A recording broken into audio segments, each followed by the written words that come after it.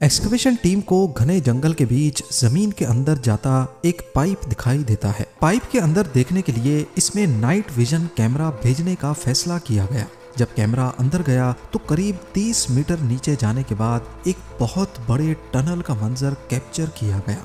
इस टनल के अंदर जब कैमरा घुमाया गया तो वहां पर हैरत अंगेज तौर पे उनको एक पटरी दिखाई दी। अभी वो इसी कश्मकश में थे कि यहाँ पटरी का क्या काम, तो दूर खड़ी एक माइन कार्ट ने उनकी तवज्जो अपनी तरफ कर ली। इस टनल की एंट्रेंस को भारी पत्थर रखकर बंद किया गया था, जिसके आगे सालों की मिट्टी और घास फूस ने इसकी एंट्रेंस के निशानात भी मिटा दिए। टनल में मौजूद अक्सर लोहे के सामान को जंग लग चुका था। यहाँ से बेलचा, ड्रिल बिट्स और कुडाल जैसे टूल्स उसी हालत में मिले जैसे उनको 80 साल पहले नाज़ी मिलिट्री के सोल्जर्स ने रखा था। वर्ल्ड वॉर 2 के दौरान बंकर्स काफी स्ट्रेटेजिक इंपॉर्टेंस रखते थे और इनका मकसद डिफेंस और ऑफेंस दोनों के लिए था।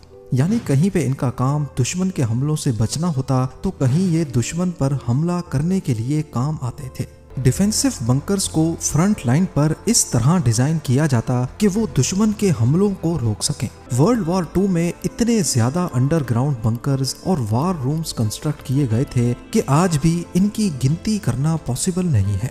कहा जाता है कि वर्ल्ड वॉर 2 में अलाइड पावर्स और एक्सिस पावर्स ने अंडरग्राउंड बंकर्स पे इतना खर्चा किया था कि पूरी दुनिया में लोहे और सीमेंट की शॉर्टेज हो गई थी।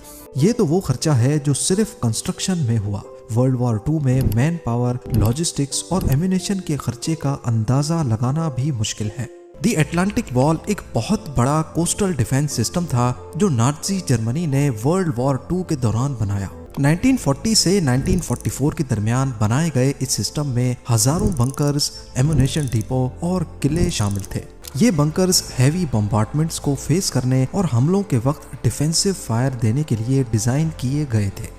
इसके अलावा नेदरलैंड्स भी उस वक्त नाज़ी के कंट्रोल में था और यहाँ पर नॉर्थ अटलांटिक के कोस्ट पर हजारों सेफनियन नामी बंकर्स बनवाए गए थे। 2,60,000 वर्कर्स, जिनमें ज्यादातर कैदी थे, उनसे ये तमाम स्ट्रक्चर्स सिर्फ 2 से 4 सालों के दरमियान जबरदस्ती बनवाए गए। जब हिटलर ने अटलांटिक वॉल बनाई तो उस वक्त अलाइड पावर्स के वहमो गुमान में भी नहीं था कि आगे चल के उनको कितनी मुश्किल का सामना करना पड़ेगा। फिर 1942 में एक वाकया हुआ जिसने अमेरिका और ब्रिटेन की आंखें खोल कर रख दी।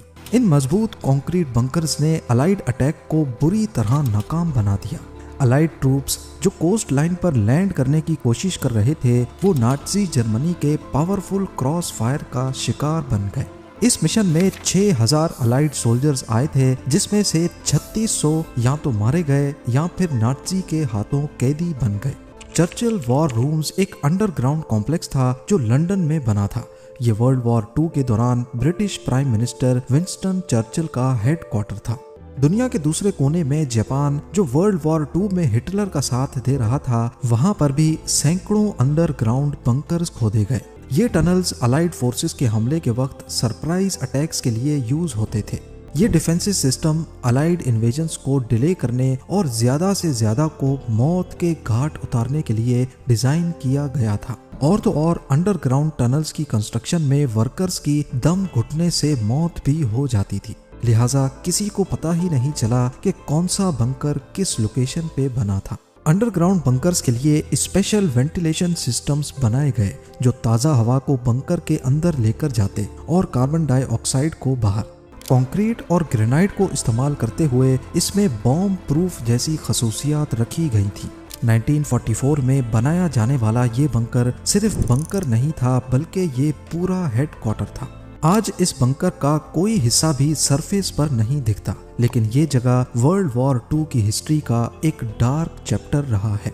ये वुल्फ्स लेयर नामी बंकर कम बल्कि कोई किला ज्यादा लगता है, जो नॉर्थ जर्मनी में मौजूद जंगल के बीच में मौजूद है। किसी इजिप्शियन टूम की तरह दिखने वाला ये बंकर इतना मजबूत था कि आज भी इसे तबाह करना मुमकिन नहीं है। इसकी छत पर मिट्टी डालकर इसके ऊपर वही पेड़ पौधे लगाए गए जो आसपास जंगल में मौजूद थे। अलाइड पावर्स यानी यूएसए, यूके, कनाडा और बाकी फोर्सेस ने नाज़ी जर्मनी के स्ट्रॉन्ग डिफेंसिव बंकर्स और अटलांटिक वॉल को तोड़ने के लिए सालों की प्लानिंग की। ये 6 जून 1944 का दिन था जिसको डी डे के नाम से याद किया जाता है। इस दिन जर्मनी ने अटलांटिक वॉल के बंकर्स और आर्टिलरी से अलाइड फोर्सेस का सामना किया। अलाइड फोर्सेस को शुरू में काफी नुकसान का सामना करना पड़ा, लेकिन आखिरकार वो नाज़ी जर्मनी का यूरोप पे कंट्रोल तोड़ने में कामयाब हो गए। आप लोगों के प्यार भरे कमेंट्स का बेहद शुक्रिया। मिलते हैं अगली शानदार वीडियो में।